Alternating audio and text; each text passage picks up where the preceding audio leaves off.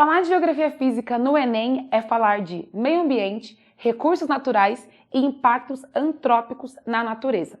Vamos lembrar, a geografia quer entender a relação e interação entre natureza e sociedade, entendendo como a natureza influencia a sociedade, com os diferentes climas, vegetações, relevos e por aí vai, e como também as diferentes sociedades ao longo do tempo foi transformando a natureza que conhecemos.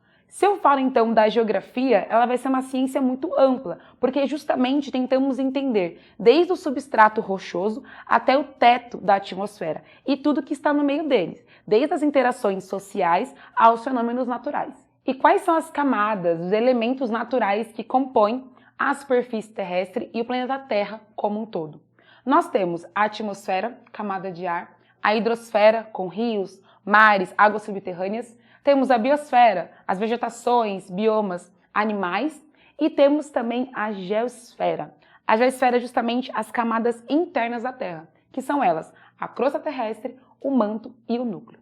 Quando eu falo da superfície terrestre, nós temos o que, por exemplo? O relevo, essa camada que é formada a partir da interação de forças endógenas, internas da Terra, com forças exógenas, externas à superfície terrestre. Ou seja, é na interação do magma, das camadas internas, com os agentes do clima e do tempo, as camadas externas, que acontece a interação e temos o relevo. Quando eu falo então da superfície terrestre, com os solos, o relevo, com as rochas que estão aparentes e visuais aqui para todos nós, temos que lembrar sempre disso.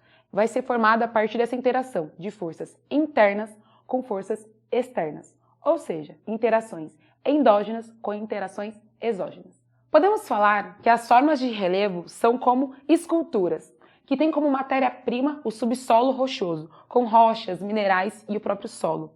E temos nos agentes atmosféricos chuva, vento, gelo, os agentes modeladores, aqueles que vão esculpir e modelar esse relevo. Por que eu estou falando isso aqui? Porque quando falamos de geografia física, temos que conectar os conteúdos e entender que, acima de tudo, as interações do sistema Terra são unificadas, são sistêmicas.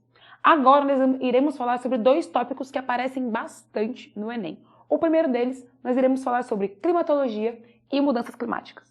Para a gente começar, o que vai ser a atmosfera em si?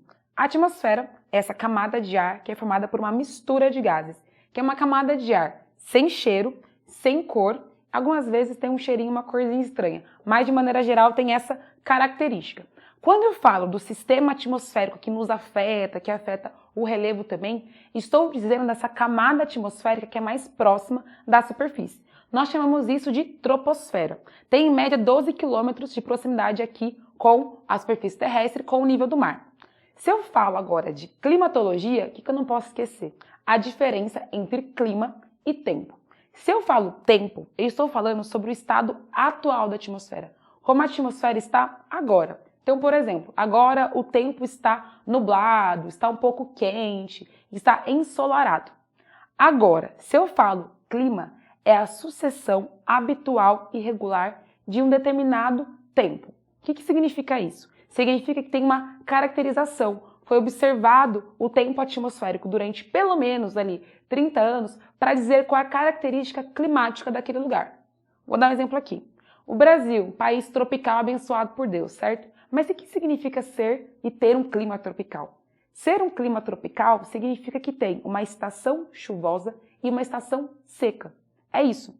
Posso falar, por exemplo, que a cidade de São Paulo tem um clima tropical de altitude, ou seja, tem uma estação seca e mais fria e uma estação chuvosa e mais quente. Mas eu posso falar que hoje, por exemplo, em São Paulo está nevando. O tempo de São Paulo hoje é desse jeito. Não estou falando sobre o clima de São Paulo. Claro que a gente vai ver daqui a pouco que o clima pode mudar com as alterações climáticas. Mas se eu falo de tempo, é o tempo atual, como está agora a atmosfera. Se eu falo de clima, eu tenho uma caracterização de observação que é mais longa. Ainda falando sobre algumas definições importantes, se eu falo do clima, nós temos os elementos do clima e os fatores do clima. O elemento do clima será aquela característica que é inerente à atmosfera, ou seja, é uma condição que existe ali, não importa a situação. O que seria isso? A temperatura, a radiação solar, o vento, a pressão atmosférica, a umidade. Não importa no lugar do globo que você esteja, nós conseguimos mensurar, medir a temperatura, a radiação, o vento e por aí vai. O que é diferente dos fatores do clima. Quando eu falo de fator do clima aí, muita importância que o Enem gosta de perguntar disso, é justamente as condições geográficas que alteram aqueles elementos. Ou seja, latitude, longitude. Se eu falo, por exemplo, do relevo, continentalidade, maritimidade, correntes oceânicas, massas de ar. Então vamos lembrar, se eu tenho uma localização próxima do Equador, a latitude é baixa, a temperatura tende a ser maior. Quanto mais me afasto do Equador, quanto maior a minha latitude, menor a temperatura. Mas se eu considero, por exemplo, a altitude é diferente. Quanto mais alto for, quanto maior a altitude, menor a temperatura, menor a pressão. Então não esqueçam das condições geográficas que modificam e alteram os elementos do clima. E é claro, esqueci aqui de um principal que o Enem adora falar, as atividades antrópicas, ou seja, como as atividades antrópicas, como a indústria, o agronegócio, acaba alterando os elementos do clima. Isso é bem importante saber. Ainda falando sobre clima, vamos pensar, se eu tenho um clima muito úmido e quente, qual que é a tendência desses lugares com clima úmido e quente? É ter um intemperismo, uma desagregação de rochas de solo muito mais rápida do que num clima mais seco ou mais frio, ou mais seco e quente. Isso porque a condição da umidade vinculada ao calor intensifica o intemperismo químico. Ao contrário, se eu não tenho umidade, se eu tenho um clima mais seco, se intensifica o intemperismo físico, que é apenas a desagregação mecânica de rochas e também dos solos. Vamos relacionar agora alguns assuntos. Se eu falo para vocês sobre o Brasil, o clima tropical brasileiro, equatorial, o que significa isso? Que o Brasil tem uma tendência a um intemperismo muito grande. Então nós temos solos muito profundos que são propiciados por essa desagregação, pelas reações químicas que a água causa. Agora, se eu ainda falo desse clima tropical, quente, chuvoso nas estações de primavera e verão, e falo sobre a cidade urbanizada, que não tem ali uma vegetação nativa, que tem concreto, solo hipermeabilizado. O que vai acontecer com esse Brasil tropical com essa condição urbana? A tendência é ter impactos ambientais problemáticos, como enchentes e inundações. Olha que interessante. Se fala agora de um local que tem um solo um pouco mais seco, um clima mais seco e mais quente. E ali eu tenho uma intensificação da agricultura que acaba desagregando, acaba deixando o solo muito inadequado para a agricultura. Qual que é a tendência? É piorar esse solo, é causar infertilidade. Uma infertilidade de um solo, já num clima muito seco e quente, pode prejudicar, além da produção agrícola, as comunidades que ali vivem, causando, por exemplo, fome e insegurança alimentar. Então tentem fazer conexões entre os assuntos, entre a geografia física e a geografia humana, pensando quais são as condições climáticas somadas às sociedades que temos ali para pensar nos problemas ambientais. Quando falamos então do clima, temos alterações climáticas. Temos alterações de clima local, como por exemplo o clima urbano, que são justamente alterações na temperatura em bairros, regiões metropolitanas, cidades geradas pela urbanização. Aí vamos lembrar, o que está relacionado com a urbanização? A industrialização, a combustão de veículos, a hipermeabilização do solo, concretando tudo e retirando vegetação nativa, retirando árvores. Essa condição altera o clima local. Temos dois fenômenos diretamente associados ao clima urbano. O primeiro deles será a ilha de calor. O que é a ilha de calor? Quando temos uma temperatura muito mais elevada no centro da cidade, quando comparada com regiões mais afastadas, com mais vegetação, em que a temperatura é mais amena. Por que a temperatura é mais alta? Porque tem mais atividades humanas, urbanas acontecendo ali. Quando eu falo de um clima urbano e de uma ilha de calor, e chega, por exemplo, o verão, no verão, se aumenta o calor, temos mais chuvas convectivas, as chuvas de verão. Então é muito comum em grandes cidades, quando vai chegando o final do ano, aqui no Brasil, ter notícias sobre enchentes e inundações, justamente porque os centros das cidades estão mais quentes, mais chuvas você tem ali, e não tem escoamento, já que se retirou as árvores. Dessa maneira, se acumula água na parte mais superficial e gera graves problemas urbanos e para as pessoas que ali moram. Temos um outro processo vinculado ao clima urbano, mas que é bem diferente, que é a inversão térmica. Quando acontece a inversão térmica? Aqui no Brasil, principalmente nos meses de inverno, em que o clima está o quê? Mais seco e mais frio. Quando a gente tem um comecinho da manhã ou finalzinho da tarde, o que acontece com a superfície terrestre? A tendência é que a camada mais próxima da superfície fique mais fria. O ar mais frio, ele é mais denso, ou seja, não se movimenta tanto. Dessa maneira, quando a gente acorda pela manhã e já entra num ônibus, pega um carro, o que você vai ter ali? Combustão dos veículos. Então, no começo da manhã, essa camada de ar mais fria e mais densa que pouco circula, vinculada com a combustão de veículos, o que faz? Faz uma grande concentração de poluentes já no começo do dia ou no final também. Por mais que, olhando na paisagem, sejam condições diferentes, a ilha de calor e a inversão térmica, elas são resultantes do quê? Dos impactos das atividades humanas na urbanização. Falamos de alterações locais, agora vamos falar de alterações globais. Temos que lembrar a diferença entre efeito estufa, aquecimento global e mudanças climáticas. Se eu falo do efeito estufa, é o processo natural que acontece devido a gases que conservam a temperatura da Terra e permite a manutenção e reprodução da vida, porque conservam a temperatura que deveria ir para o espaço sideral. Que gases são esses, galera? O gás carbônico, o gás metano e também o vapor d'água. Agora, isso é um processo natural. Se eu falo do aquecimento global, estou dizendo de um processo antrópico, devido a emissões de gases do efeito estufa por atividades humanas.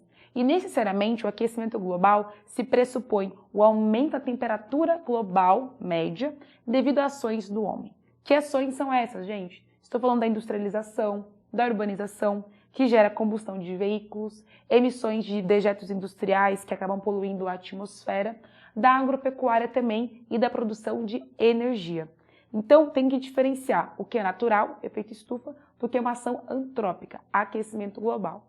Tem outro nome também que é muito importante, que eu falei no começo do vídeo, que é o quê? Mudanças climáticas.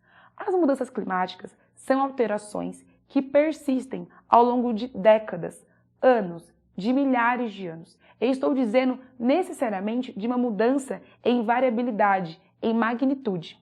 Uma mudança climática pode ser natural ou não. Se eu falo na escala de tempo geológico, vamos pensar quantas mudanças climáticas já aconteceram. Por exemplo, a idade do gelo. Agora, se eu falo dos tempos atuais, se tem uma discussão se temos ou não mudanças climáticas. Isso porque o aquecimento global, as atividades humanas que estão sendo observadas, mensuradas, estão mostrando que o clima tem alterações.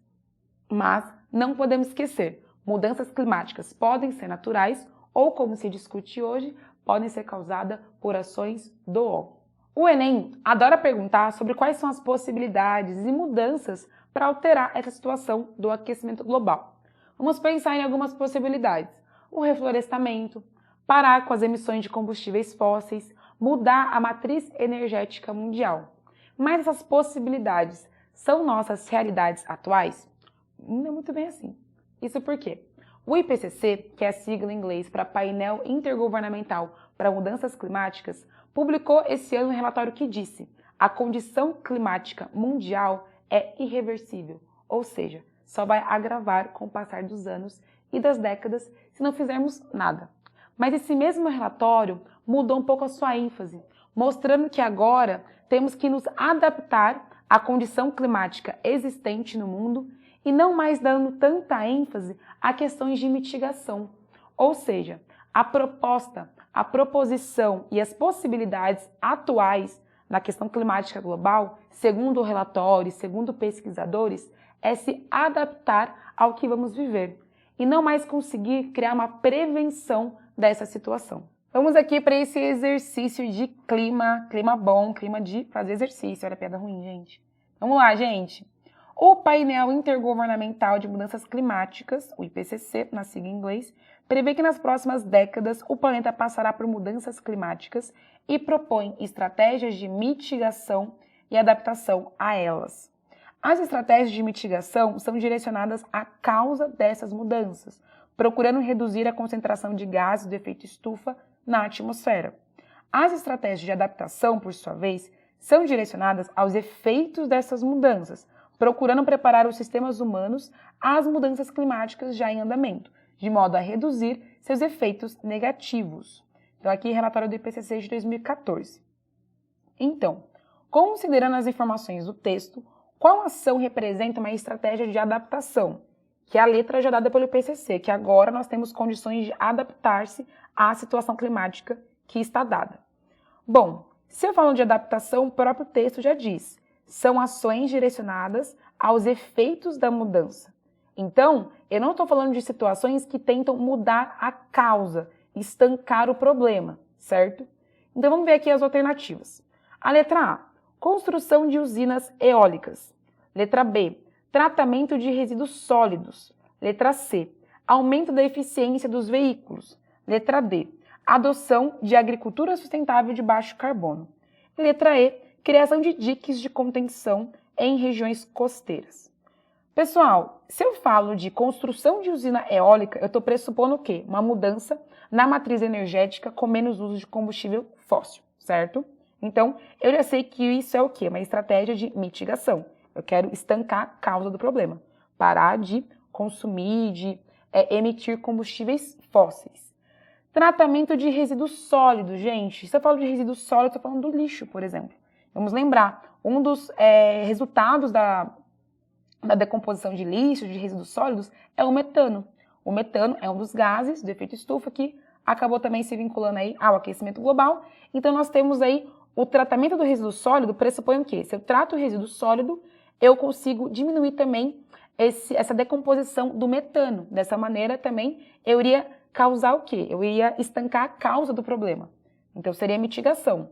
Aumento da eficiência dos veículos. Se eu penso numa eficiência de veículos, são veículos o quê? Mais rápidos, mais leves, que não usam, por exemplo, a gasolina, que é um combustível fóssil, que usa a energia elétrica, usa, por exemplo, bomba de hidrogênio, pensa em outras, combustão por hidrogênio, na verdade, em outras situações que não usassem tanto essa combustão clássica da gasolina.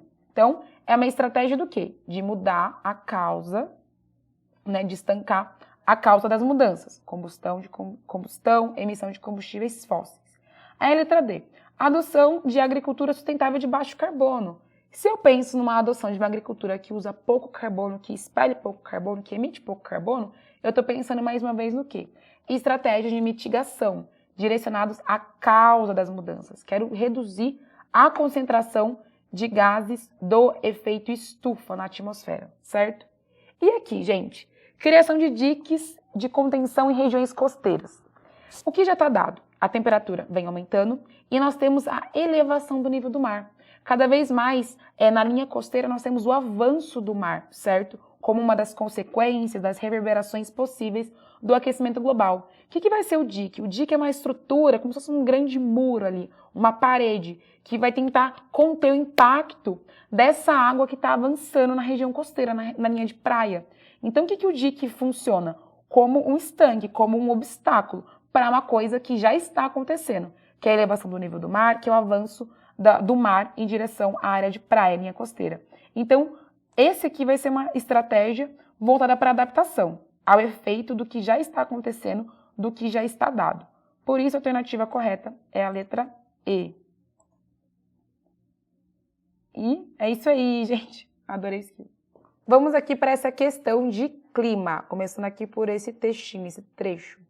A interface clima-sociedade pode ser considerada em termos de ajustamento à extensão e aos modos como as sociedades funcionam, em uma relação harmônica com o seu clima. O homem e suas sociedades são vulneráveis às variações climáticas. A vulnerabilidade é a medida pela qual uma sociedade é suscetível de sofrer por causas climáticas. Agora vamos lá. Considerando o tipo de relação entre ser humano e condição climática apresentado no texto, uma sociedade torna-se mais vulnerável quando? Vamos lá. Se eu estou falando aqui sobre variações climáticas, nós já sabemos que com o aquecimento global temos uma série de consequências, desde o aumento de temperatura global, a variação de quantidade de chuva, secas e estiagens em um lugar, aumento de chuvas e tornados em outros. Então, nós já sabemos que O aquecimento global gera uma série de questões dentro do ambiente urbano e rural do mundo. Se eu falo que eu tenho um estoque elevado de alimentos, isso torna a sociedade vulnerável? Não. Torna uma sociedade segura a um tipo de crise, a um tipo de situação que pode trazer insegurança. Então, o estoque elevado de alimentos seria uma situação de segurança, na verdade, não é mesmo? E não se relaciona aqui com condição climática, né? Então, também tem isso. Às vezes, o Enem é assim, viu, galera? Tem uma resposta, fala, pô, faz sentido, hein? Mas ele tá perguntando do que aqui, gente? Tá perguntando de comida? Tá falando de alguma coisa de insegurança alimentar, de fome? Não. Tá falando de clima. Então, vamos nos ater a essa relação também. Aí ele fala aqui, possui um sistema de transporte articulado. Você fala de um sistema de transporte articulado, eu estou falando, por exemplo, sobre modalidade, flexibilidade. Por exemplo, o Brasil aí tem uma matriz de transporte muito ainda vinculada ao rodoviarismo, e é interessante trazer outros modais, né? Isso aí tem tanto a ver com condição climática? Ele está falando? Não, muita também. Aí ele fala assim, que uma sociedade se torna mais vulnerável quando diversifica a matriz de geração de energia. Aí uma pessoa que quer responder rápido do Enem fala, opa, energia aqui, aquecimento global, tudo certo. Mas atenção, se eu tenho uma diversificação na matriz de geração de energia, isso significa que eu tenho uma diversidade, que eu não tenho, por exemplo, uma matriz energética tão concentrada em combustíveis fósseis, certo? Então isso é o quê? Interessante para o meio ambiente, porque eu tenho essa diversidade, eu tiro um pouco dessa dependência do petróleo, por exemplo. Então isso não torna a sociedade mais vulnerável, pelo contrário, torna a sociedade mais firme, né, mais segura diante de uma crise do petróleo, por exemplo, diante do aumento do preço da gasolina. Então aqui, ó, pegadinha do malandrex, beleza? E aqui a letra E, introduz tecnologias à produção agrícola. Bom, gente, se eu falo também aí de produção agrícola, se eu introduzo tecnologias de maneira geral, eu posso, por exemplo, estar falando sobre uma flexibilização de técnicas que agridem menos o solo, posso falar de algumas técnicas que ajudam a aumentar a produtividade, tem várias possibilidades. Mas se relaciona diretamente à condição climática aqui, eu faço um link direto, eu faço uma consequência direta com condição climática? Não. Agora, se eu falo que eu tenho uma concentração de atividades econômicas no setor primário. Gente, o que é setor primário? Setor que vai transformar a matéria-prima. É o setor da transformação, da mineração, da agricultura. Esses setores que pegam matéria-prima e as transformam. Seja a monocultura, seja a transformação do ferro aí em chapas. Então, pressupõe uma transformação que utiliza muita energia. Se eu tenho que transformar aí a matéria-prima, seja ela mineral, seja ela agrícola, eu uso muita água, eu uso muita energia, eu uso muito transporte, eu uso muita gasolina, por exemplo. Então, o Brasil, que possui aí uma primarização da sua economia, voltada para o agronegócio, voltada para a pecuária, utiliza muita água, utiliza muitos combustíveis fósseis. Eu mantenho o que aí, gente? Eu mantenho uma dependência econômica, uma dependência social a um tipo de matriz energética, a um tipo de lógica de sociedade. Então, se eu tenho uma concentração em atividades do primário, eu estou falando do quê, gente? De um consumo muito grande de combustíveis fósseis, um consumo muito grande de energia. E aí, justamente, vai contra essa ideia de diversidade de matriz energética, de sustentabilidade. Então, essa aqui vai ser a resposta correta. Por quê? Uma concentração de atividade do setor primário me pressupõe uma dependência energética econômica com combustíveis fósseis. E isso é uma relação direta com a vulnerabilidade climática a qual vivemos. Por isso a letra A está certa. Agora vamos ao nosso segundo bloco, que são os impactos ambientais no campo e na cidade. Isso porque nós temos diversos impactos ambientais, alterações, fenômenos naturais que acontecem no campo e na cidade, justamente porque a relação da urbanização e industrialização determina uma cara para a cidade, determina algumas consequências. E a mesma lógica para o campo, com a expansão da fronteira agrícola e do agronegócio.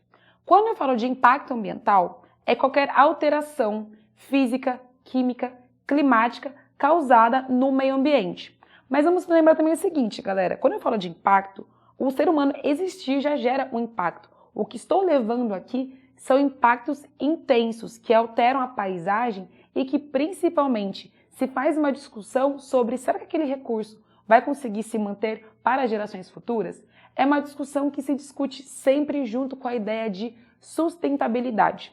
Então, se eu falo do ser humano, é que o ser humano é o grande mal do universo. Às vezes é.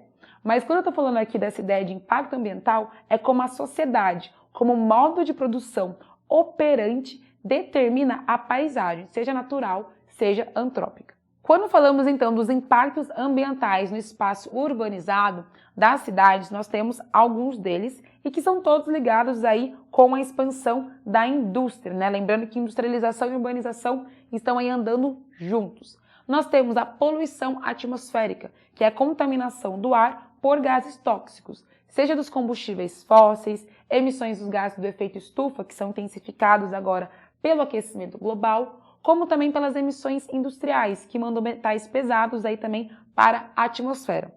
Além da poluição atmosférica, nós temos a poluição do solo e das águas, que também falamos de contaminação dos mesmos. Isso porque esses dejetos industriais, os metais pesados, alcançam o solo, alcançam a água, não apenas a superficial, mas também a subterrânea, ou seja, os lençóis freáticos, e acabam contaminando. Agora, vinculado a tudo isso, nós temos aí uma política pública que muitas vezes não alcança a todos os espaços da cidade e temos também o quê? O saneamento básico inadequado, ou seja, além de ter a contaminação de solos, de águas, nós podemos ter esses dejetos industriais alcançando o esgoto. E se esse esgoto não tem um saneamento adequado, o que acontece? Eu acabo contaminando mais lugares, para além das cidades. Temos também o próprio clima urbano, que eu já falei com vocês, a inversão térmica, a ilha de calor e também a chuva ácida. A chuva ácida acontece quando nós temos essa interação entre esses poluentes da atmosfera nos momentos e períodos de chuva. Agora, quando eu falo de impacto ambiental na cidade, regiões urbanizadas, temos que relacionar com a impermeabilização do solo. Isso por quê? Naturalmente, quando eu tenho um rio, ele vai ter o leito do rio em si, vai ter a planície aluvial. A planície é a região mais rebaixada, próxima ao leito do rio, em que alaga naturalmente, no que chamamos de períodos de cheias. Ou seja, Brasil, clima tropical, naquele período que tem bastante chuva, acaba transbordando a água do leito do rio para essa planície. Isso é um processo natural. Além dessa seção da planície, nós temos as regiões mais altas, que temos a seção do rio, e também temos o quê? A vegetação nativa, que ajuda a absorver e controlar sedimentos que chegam a esse rio. Então, em uma condição natural e normal dos cursos d'água, nós temos a proteção da mata ciliar, nós temos a planície aluvial, que permite que a cheia aconteça, e nós temos a preservação da vegetação nativa, que ajuda a infiltrar, a percolar a água da superfície para regiões mais profundas. Agora, se eu vou lá e impermeabilizo o solo, ou seja, eu soterro a planície aluvial, eu coloco concreto, eu retiro as florestas, eu retiro a mata nativa, o que acontece ali? Eu vou ter para onde essa água fugir? Eu vou ter para onde essa água transbordar no período de cheia? Não. Se eu tirei a vegetação, essa água vai conseguir infiltrar através do concreto? Não também. Então, qual que é a relação que não podemos esquecer?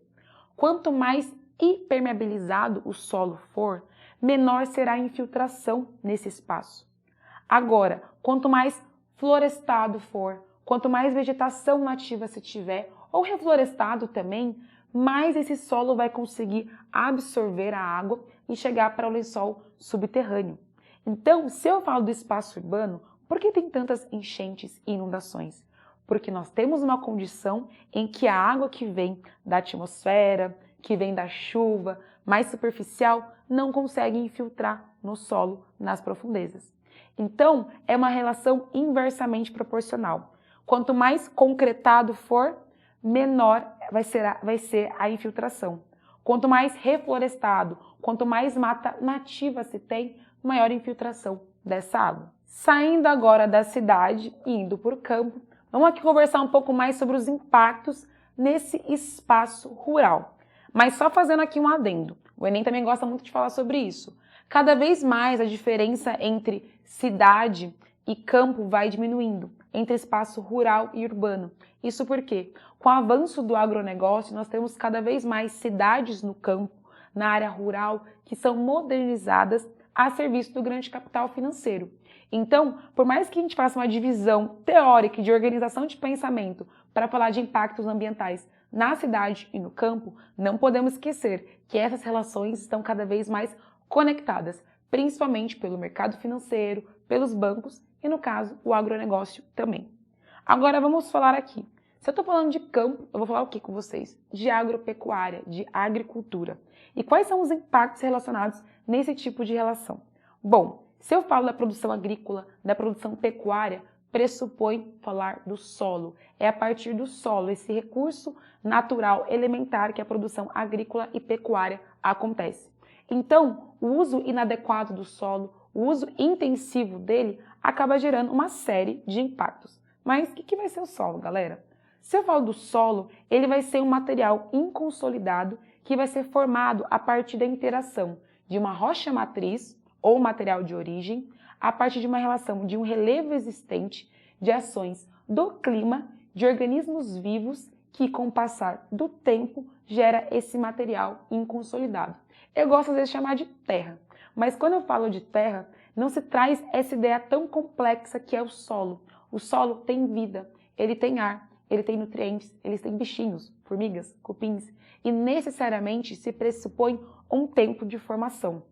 E eu não estou dando de um tempo de formação de 30 anos, não. Eu estou falando de um tempo de formação que é geológica. Só para a gente ter uma ideia, para se formar 1 centímetro de solo, sabe quanto tempo precisa? 400 anos. Ou seja, é muita coisa. Por isso que falamos que por mais que o solo seja um recurso natural, ele não será renovável. Porque se eu perco a capacidade produtiva, se eu perco aquele solo devido ao seu uso intenso, como que eu vou recuperá-lo? Aquilo que demorou milhares de anos para se formar. Por isso que se discute tanto o manejo do solo, o cuidado do solo e tentativas de prevenção, mitigação para que aquele solo não se perca. Enem gosta muito de saber como eu posso cuidar desse solo, como eu posso melhorar uma situação que está degradada. O solo, ele pode ser rico em matéria orgânica ou não. Ele pode ser bem profundo, como os solos tropicais brasileiros, ou mais rasos. Mas sempre que eu falo de solo, eu tenho que pensar. Eu tenho diferentes tipos, porque eu tenho diferentes interações de climas com diferentes tipos de rochas. Mas o que acontece com todo o solo do mundo, não importa onde estiver? A erosão. O que vai ser a erosão? A erosão é o desgaste do solo. A erosão é um processo natural, que vai acontecer pela ação da água, da chuva, do vento, do gelo. Chamamos isso de agentes erosivos. Sabe aqueles agentes exógenos, externos que eu falei no começo da aula? São esses aqui. Isso porque toda a paisagem, todo o relevo e o solo presente nesse relevo vai estar sujeito a esse processo de abrasamento, de diminuição do relevo. Quando eu falo da erosão, é um processo natural? É, mas ele pode ser e é intensificado pela ação antrópica. Então, se eu falo de erosão atualmente, eu falo de um processo que é natural, que é intensificado pela ação do homem. E necessariamente, com a erosão, eu tenho a remoção de partículas, de sedimento, de solo de um lugar e necessariamente eu tenho o transporte desse sedimento para um outro lugar. Então, enquanto de um lado está diminuindo o sedimento, do outro eu tenho o acúmulo. Que tipo de impactos temos então que degradam e que acabam gerando a erosão no solo? Primeiro a gente pode pensar na compactação do solo, que é quando nós temos o aumento da densidade e a diminuição da porosidade do solo, seja pelo impacto aí do gado, por exemplo, no mesmo, ou pelo uso de máquinas colheitadeiras que acaba ali compactando e perdendo toda ali o ar, todas as possibilidades daquele solo conseguir germinar. Imagina, um solo todo compactado que não consegue entrar nada. Outro processo também que gera muitos problemas no solo, mas aí estou falando mais de contaminação, é o agrotóxico. Lembrando que o agrotóxico é uma substância química tóxica que faz mal a todo e qualquer tipo de vida, que é colocado no solo, na produção agrícola, para controlar as pragas. Mas, junto com eles, eu estou falando de contaminações gravíssimas que são relacionadas a doenças e até mortalidade também. Quando eu tenho um solo, ele vai receber aquele agrotóxico, mas aquele agrotóxico acaba ficando no mesmo solo, levando-se para águas mais profundas e contaminando também lençóis freáticos e aquíferos. Então, a contaminação do solo e de águas superficiais e profundas por agrotóxico é um problema de saúde, é um problema ambiental e é um problema que acontece muito aqui no Brasil. Não podemos esquecer que o aquífero é essa formação geológica sedimentar porosa que fica abaixo do lençol freático. Ali se concentra, como eu gosto de falar, de uma grande caixa d'água que tem ali água fresca, água que pode ser água potável, que pode ter diversos usos. Além da contaminação por agrotóxico, regiões que possuem aquífero, como o Oeste Paulista, possuem um uso muito intensivo por essa mesma agropecuária e também pela indústria. Então percebam como os temas acabam se relacionando aqui. Um dos grandes motivos da erosão, principalmente aqui no Brasil e em grandes países que têm aí com o agronegócio à sua frente, é o desmatamento. Aqui no Brasil, falar de desmatamento é quase falar sobre um bom dia, um pão na chapa pela manhã, porque o Brasil é campeão de desmatamento no mundo. Com o passar das últimas décadas, o ritmo de desmatamento brasileiro só vem se elevando a cada ano. E principalmente se desmata, se retira a floresta para dar lugar a quê, gente? A shopping? Não, às vezes sim, mas principalmente quando falamos de produções agropecuárias. Se retira floresta, se retira vegetações para se colocar pasto e produção de monocultura, soja, algodão, por exemplo. Se eu agora tenho um solo exposto pelo desmatamento, a tendência à erosão é muito maior. Agora, se eu falo de um solo exposto ao processo erosivo em um clima quente e úmido, com intemperismo químico acelerado, a erosão vai ser um prato cheio. Tanto que aqui nós temos uma divisão de tipos e etapas de erosão, da mais leve à mais acentuada. Podemos falar que, pega um exemplo aí, tem um solo aí exposto que foi desmatado e tem muita chuva aí pegando nesse solo. Se eu tenho a chuva batendo nesse solo, o que começa a acontecer?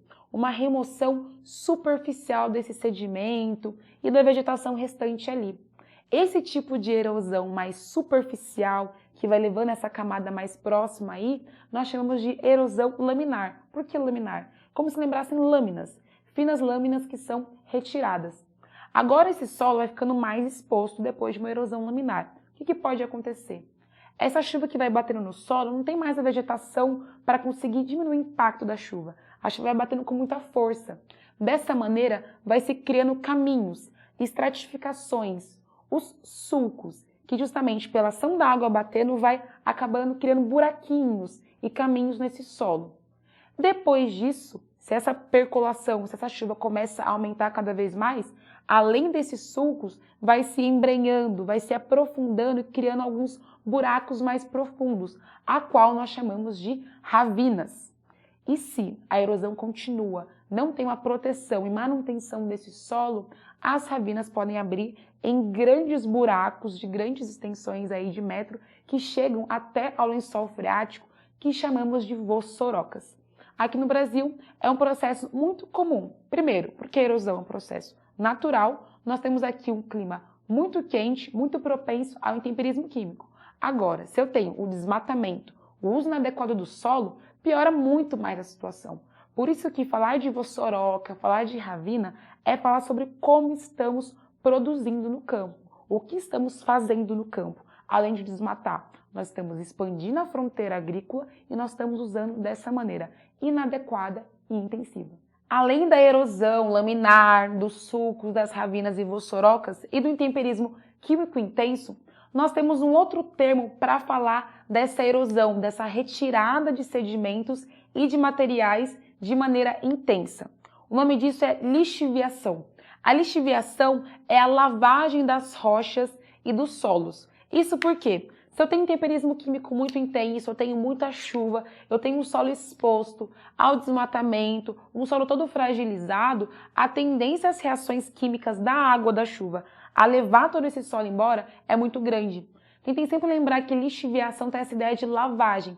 Eu vou retirando todo o material, todos os elementos químicos que acabam se dissociando nessa água e são levados embora.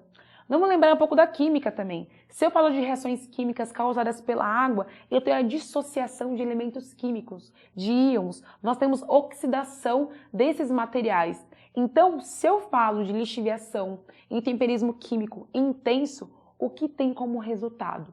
Nós temos o aumento da acidez do solo e a perda desses materiais consolidados. Nós temos solos mais oxidados, solos mais, entre aspas, enferrujados também.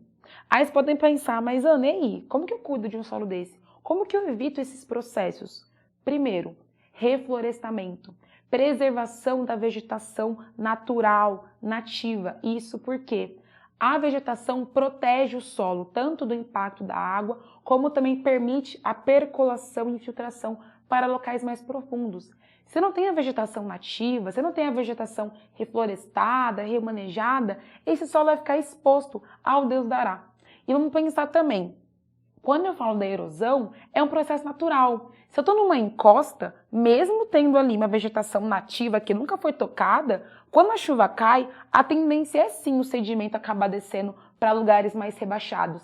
É a gravidade. Mas qual que é a diferença? Se eu tenho uma vegetação forte, ali enraizada, todo aquele sedimento, todo aquele solo consegue ficar. Eu tenho pouca perda de solo para essa erosão natural. Agora pensa, essa mesma encosta, eu retirei a vegetação e coloquei casas, eu coloquei uma produção agrícola de monocultura, que eu coloco a produção, tiro, coloco uma nova safra, o solo fica fragilizado, a tendência é que a perda do solo seja maior. Então pensem nesses sistemas. Eu tenho sim uma erosão que é mais intensificada pela ação do homem, mas tem que pensar nas condições naturais.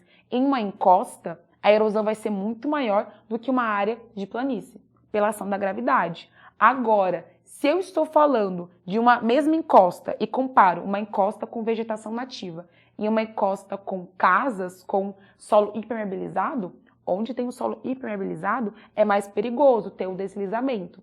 Então, tanto para a área urbana como para a área rural, temos que pensar nessas situações, problemas.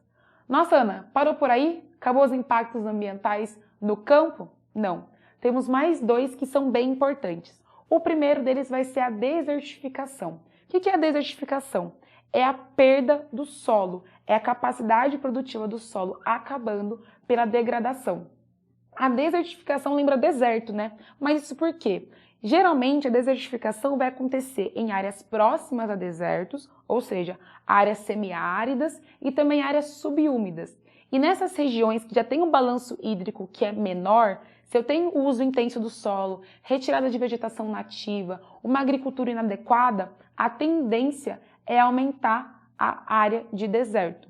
Nós temos dois tipos de desertificação, a natural, como por exemplo, na área limite de um deserto, como o do Saara, ali tem uma tendência de desertificação. Mas, geralmente, o vestibular se discute essa desertificação antrópica, de áreas semiáridas e áridas que acabam aumentando suas áreas de deserto, sem biodiversidade, com menor quantidade de água no solo, pelas ações do homem. E aí, geralmente, vinculamos a agropecuária e um uso inadequado de técnicas de irrigação também. Acabou por aí? Não. Temos mais uma que é muito importante, que é a salinização. A salinização geralmente vai estar associada com áreas também áridas e semiáridas. Aí vamos pensar em uma região que nós conhecemos aqui do Brasil. Nós temos aí o Rio São Francisco, que perpassa na região Nordeste uma área semiárida. Nós temos grandes projetos, grandes empreendimentos que retiram a água do Rio São Francisco para levar para uma área de lavoura, para levar para uma área semiárida para aumentar ali a umidade e a água no solo. Aí você pode pensar, pô, um processo legal, um processo interessante. Mas o que a gente tem que pensar? Se eu levo muita água, levo uma canalização para uma área semiárida, por uma questão de equilíbrio osmótico, quando se aumenta a quantidade de água ali, se aumenta, acaba indo também para lá sais minerais. Então, se coloca água e pela questão da osmose, os sais minerais acabam indo para esse sistema também.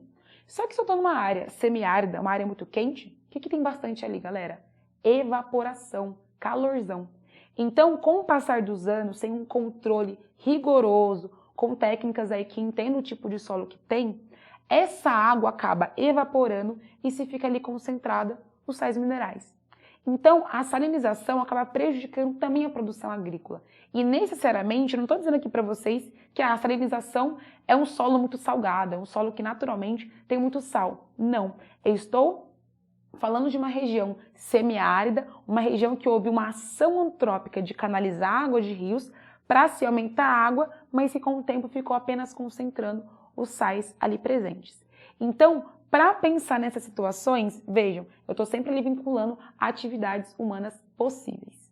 Falei para vocês aqui de alguns impactos relacionados ao campo e também à cidade, e vinculando eles ao agronegócio, a expansão da fronteira agrícola e também a industrialização, urbanização e a vida na cidade, ou seja, com muitos automóveis e com muita combustão de veículos. Mas se eu falei para vocês também que a diferença entre campo e cidade vai diminuindo com o tempo, pela ação aí do capitalismo financeiro principalmente, as relações de impactos também vão ali se misturando.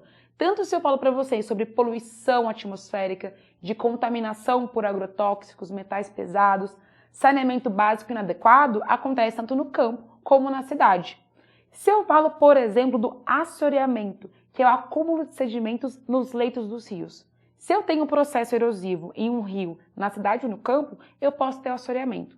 E vamos lembrar o que é o assoreamento? Antes disso, vamos lembrar do rio em si. Quando eu falo de um rio, ele vai ter seções. A parte do manancial, da nascente, a parte mais alta, nós chamamos de alto curso do rio, a montante. Quando eu falo da parte mais baixa, da planície aluvial, e também falo da parte onde se encontra com o mar, a foz do rio, nós falamos que ali nós temos o médio curso e o baixo curso. Qual que é o rolê? Sempre lembrar que do alto curso eu tenho mais processo erosivo de retirada de sedimento e no baixo curso, seja uma planície aluvial, seja a área da foz, eu tenho mais sedimentação, ou seja, acumulação de sedimentos. Isso naturalmente. E por quê? Mais uma vez, a ação da gravidade. Então, a gravidade ela vai atuando do alto curso, parte mais alta, até o baixo curso, tendo com isso o processo erosivo. Mas, se eu tenho uma encosta e eu retiro a mata natural, eu ponho ali uma monocultura, sem ali uma técnica adequada para fazer esse manuseio, se eu coloco ali uma situação de processo de favelização, com urbanização inadequada, o que pode acontecer? Eu posso acentuar o processo erosivo. Isso porque o processo erosivo vai depender desse solo estar firme. Se o solo fica fragilizado, se ele vai ser muito usado pela agropecuária, pela urbanização, o processo erosivo vai aumentar. Então, com isso, eu tenho mais sedimento que sai da parte mais alta e vai para a parte mais baixa, ou seja, acumula no leito do rio, o assoreamento. E não só aí, pessoal, sedimento, terra. Eu posso estar falando de lixo, eu posso estar falando de outros dejetos industriais, de esgoto. E não só o leito do rio e o assoreamento vai se prejudicando, vai se acumulando, mas também essa planície próxima. E se eu ampliar o problema? Além do processo erosivo intenso pela urbanização, pela agropecuária, da área mais alta para a parte mais baixa, eu tiver na planície o solo hipermeabilizado, ou seja, além de vir todo esse sedimento, de vir toda essa sujeira, de vir todos esses dejetos, eu tenho essa planície que não consegue absorver essa água, piora a situação. Então, o que eu queria trazer aqui para vocês? Essas consequências se relacionam com os processos de atividades humanas que são criados. A erosão é natural. O sedimento sair da parte mais alta e para a parte mais baixa é natural. Mas isso, se intensificado pela ação do homem, gera todas essas consequências que eu falei para vocês hoje. Vamos aqui ver esse texto para conseguir responder essa questão. Gente, Enem agora adora textão, não importa se é geografia, história, sempre tem textão. Se tem textão, bora destrinchar e entender o que ele está querendo nos dizer. Vamos lá. O desgaste acelerado sempre existirá se o agricultor não tiver o devido cuidado de combater as causas relacionadas a vários processos, tais como o empobrecimento químico e lixiviação, provocados pelo esgotamento causado pelas colheitas e pela lavagem vertical de nutrientes da água que se infiltra no solo, bem como pela retirada de alimentos nutritivos com as colheitas. Os nutrientes retirados, quando não repostos, são comumente substituídos por elementos tóxicos, como por exemplo, o alumínio. A dinâmica ambiental exemplificada no texto gera a seguinte consequência para o solo agricultável. Vamos lá, então, as alternativas.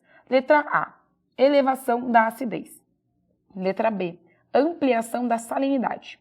Letra C, formação de vossorocas. Letra D, remoção da camada superior. Letra E, intensificação do escoamento superficial. Bom, o que esse texto está querendo dizer? Esse texto já começa falando sobre impacto no solo. O desgaste acelerado, ou seja, a erosão, sempre vai existir se o cuidador, o agricultor, na verdade, não combater as causas. Causas que nós já sabemos, produção agrícola, com uso intensivo e inadequado do solo. Então, o que vai ser empobrecimento químico e lixiviação, que é provocada pelo esgotamento causado pelas colheitas? Eu tenho um solo desgastado, um solo que já foi muito utilizado, que está fragilizado. E aí, diante do intemperismo químico, ou seja, da ação da chuva, eu vou ter a lixiviação, eu vou ter um intemperismo químico tão intenso que eu tenho a lavagem das rochas dos minerais ali presentes. Eu tenho as reações químicas que vão interagindo com os minerais presentes nas rochas, que vai dissociando e vai liberando esses elementos nas formas de íons também, e tendo a oxidação de outros. Então, sempre que eu falar de lixiviação, que eu falar de empobrecimento químico, eu estou falando mais de reações químicas nesse solo, tudo bem? E dessa maneira, ele também vai nos ajudando dizendo que eu vou ter a lavagem vertical de nutrientes, ou seja, os nutrientes estão indo embora e são elementos nutritivos para as colheitas. Tá falando assim, ó, esse solo está pobre de nutrientes. E aí ele fala, quando esses nutrientes são retirados e não são repostos, eles acabam sendo substituídos por elementos tóxicos como o alumínio. O que acontece aí? Quem estuda aí química aí sabe que algumas reações não são completas. Então nós temos a dissociação e vários elementos indo embora, mas outros acabam reagindo, oxidando e gerando resíduos. Geralmente, quando eu falo de reações químicas em solos tropicais, latossolos brasileiros, nós temos como resíduos óxidos de alumínio e ferro. E junto com esses íons dissociados, o que eu vou ter aí, gente? Eu vou ter, restando aí nesse solo, óxidos que têm a tendência a serem ácidos, além dos íons livres de H+. Então, já falando em qual é a resposta correta, nós temos a letra A, pela elevação da acidez, por esses resíduos causados pelas reações químicas no solo. Então, percebam, esse texto, esse trecho está falando de reações químicas no solo, tudo bem? Por que não seria ampliação da salinidade? Gente, se eu falo de salinidade, eu estou falando necessariamente do quê? De um processo de canalização de um rio, em uma região semiárida, em que, pela ação aí da agricultura, eu peguei essa canalização, mandei água para um lugar semiárido e depois se concentrou esses sais pela evaporação da água. Então, a salinidade tem uma relação direta com áreas semiáridas, principalmente aqui no Brasil. Aí temos aqui, formação de vossorocas, remoção da camada superior. Aí vocês podem falar, pô, Ana, vossoroca não pode acontecer, porque vossoroca é um tipo de erosão, e você falou que tem desgaste acelerado nesse solo. Beleza. Pô, Ana, não pode ser remoção da camada superior, se eu tenho erosão, eu tenho remoção de sedimento. Tá, legal, entendi. Mas por que não seria? Porque não é a ênfase do texto. A dinâmica ambiental exemplificada são reações químicas. Eu não estou falando de uma formação de uma estrutura profunda, como a vossoroca. Eu não estou falando aqui, por exemplo, sobre remoção, retirada de sedimento. Por isso que a resposta que condiz com o que foi perguntado é a letra A. Ah, Ana, mas quando eu tenho a intensificação do escoamento superficial? Uma situação que tem uma intensificação do escoamento superficial é quando eu tenho, por exemplo, um solo hipermeabilizado, ou seja, um solo urbano, concretado, em que a água não consegue infiltrar para profundidades. Então, a resposta correta vai ser a letra A, elevação da acidez. Aê, gente! Quem acertou, levanta a mão! Vamos para o outro exercício aqui sobre impactos ambientais agora na cidade, em regiões urbanizadas. A urbanização afeta o funcionamento do ciclo hidrológico, pois interfere no rearranjo dos armazenamentos e nas trajetórias das águas. Os efeitos da urbanização sobre os corpos hídricos apresentados no texto resultam em circulação difusa da água pela superfície, provocada pelas edificações urbanas. Redução da quantidade da água do rio, em virtude do aprofundamento do seu leito. Alteração do mecanismo de evaporação, dada a pouca profundidade do lençol freático. Redução da capacidade de infiltração da água do solo, em decorrência da sua impermeabilização. E letra E. Assoreamento no curso superior dos rios, trecho de maior declividade em função do transporte e deposição dos sedimentos. Vamos lá, começando pela letra A. O que está errado nela? Circulação difusa da água pela superfície. O que é difuso, gente? Eu tenho vários caminhos, né? Não tem um caminho único. Se eu tenho as edificações urbanas, se eu tenho o concreto, o asfalto, a tendência que temos quando temos muita chuva, muita enxurrada, é seguir um caminho, quase que uma cachoeira, assim, de água nessas situações. Você não vai ter água escorrendo, tendo uma circulação espalhada pela cidade. Não, a água ela vai concentrando para os bueiros, né? Em grandes enxurradas, se eu falo de uma água que está torrencial, né? Com uma chuva muito intensa, com muita velocidade. Por isso aqui vai estar errada. Vamos aqui na letra B. Redução da quantidade da água do rio, em virtude do aprofundamento do seu leito. Vamos lá. Se eu tenho a urbanização, eu tenho, né, esse rearranjo dos armazenamentos e das trajetórias das águas, eu tenho, na verdade, com a urbanização, muito do processo do assoreamento, que é o acúmulo de sedimento nos leitos do rio, pela erosão, pelo deslizamento de encostas. Se eu tenho acúmulo de sedimento, eu vou ter o quê, então? Eu vou ter o aprofundamento do leito do rio? Não. Esse leito do rio vai ficando cada vez mais raso, mais raso, mais raso, chegando a um ponto em que não tem mais aquele leito do rio, vira tudo ali uma grande planície ali alagada, tudo bem? Então eu não vou ter ali o aprofundamento do leito do rio, porque temos o assoreamento. Agora, alteração do mecanismo de evaporação, dada a pouca profundidade do lençol freático. Bom, vamos lá. Se eu falar da evaporação, o que é evaporação, gente? Essa água no estado líquido passa a gasoso pelo aumento da temperatura, pelo calor. Galera, muita atenção nisso aqui. Uma coisa é eu falar de como essa água, quando chega ao solo, como ela fica.